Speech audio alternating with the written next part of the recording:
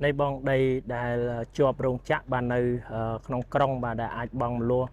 មួយខែ200ជាងបាទបងផ្ដាច់គឺបញ្ចុះរហូតដល់$4000ហើយជាមួយនឹងទំហំមាន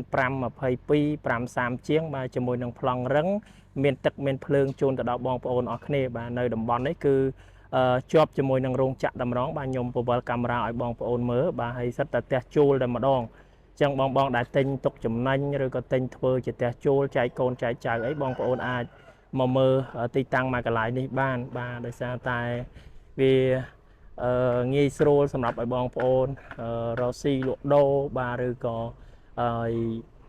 ទិញធ្វើផ្ទះជួលបាទទុកចំណេញអីបានទាំងអស់បងប្អូនបាទសិតតែផ្ទះជួលតែម្ដងបាទគឺមានផ្លូវ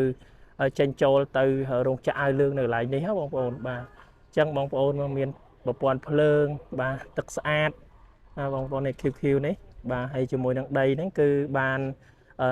ធ្វើចាក់ដីរួចរាល់ហើយបាទគឺនៅតែចាក់ផ្លូវបេតុងមួយកណាត់នេះទៅហើយនឹងរៀបចំប្រព័ន្ធលូបាទដាក់បកគោឡូបាទតទឹកតភ្លើងឲ្យបងប្អូនមកសេតតែម្ដងបាទអញ្ចឹងមានទឹកមានភ្លើងដល់ជាមួយនឹងដីឡូតែម្ដងបាទអញ្ចឹងខ្ញុំមានប៉ុណ្្នេះទេបាទបើសិនជាបងប្អូនមានអីជាចម្ងល់ក៏អាចសួរបានបាទឬក៏ធ្វើការតាក់ទងមកមើលដល់ទីតាំងបានអរគុណ